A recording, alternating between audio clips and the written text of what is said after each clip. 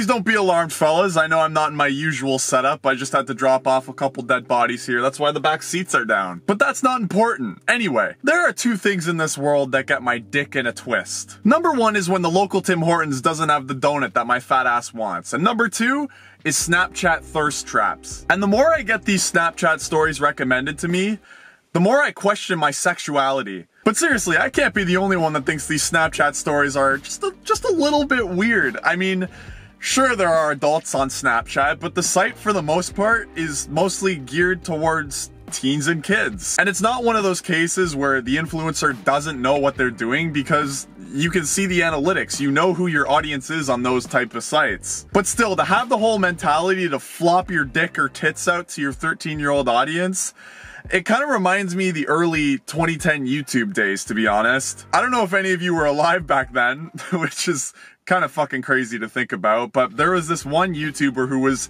infamous back in the day for doing that type of thing. Her name was, I think, Hannah Moore Minx or something like that.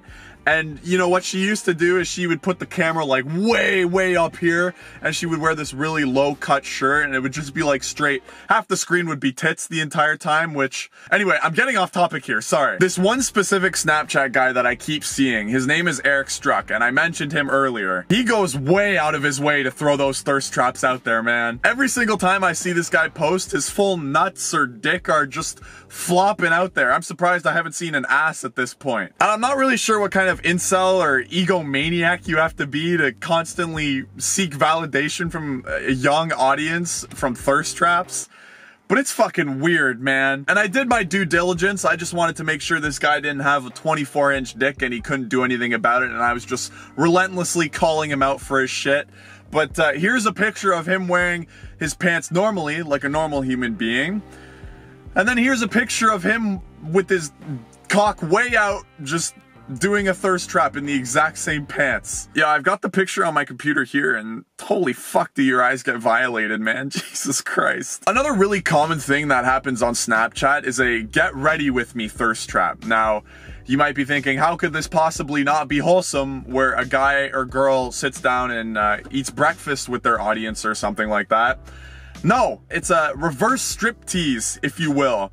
The guy or girl starts off in their underwear, bare minimum, and then they very slowly start to put clothes on. I really am at a loss for words. I'm losing my voice by the sounds of it. It's just crazy that a reverse striptease is an acceptable thing to have on a site full of kids. I don't know, man. Maybe I'm the outlier here. Maybe I'm the weirdo that's just like, oh, this thing bad.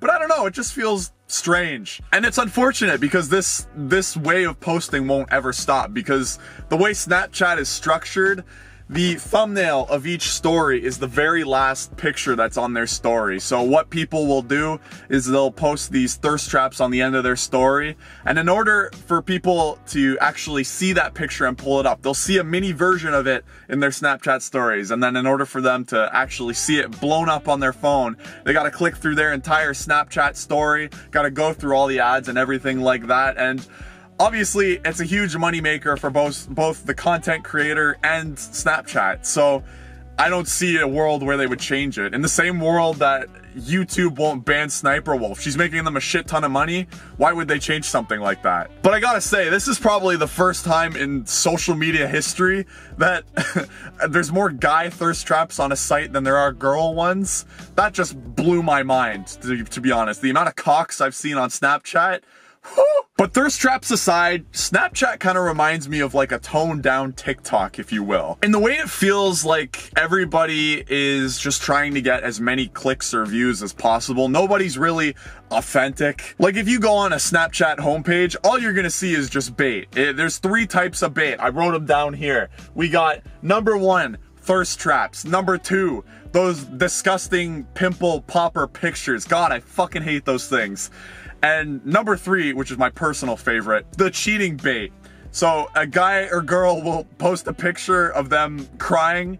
Most of the time they're shirtless or they're wearing obscenely tight clothing, and it'll just have the caption of they left me, which makes me giggle every time I see it. I don't know what that says about me, but goddamn is it hilarious. Oh, and also, I gotta talk about this guy. There is this one dude on Snapchat. He's got huge fucking nipples. Like, you know how some guys or girls have like pepperoni nipples?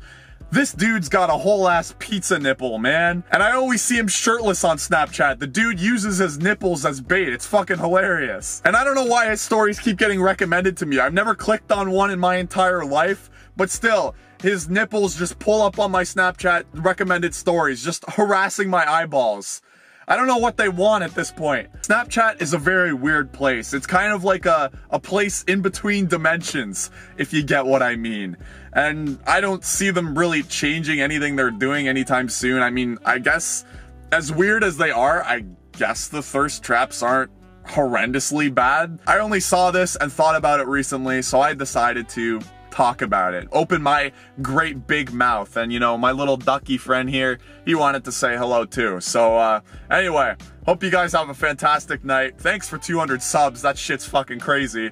And I'll see you tomorrow.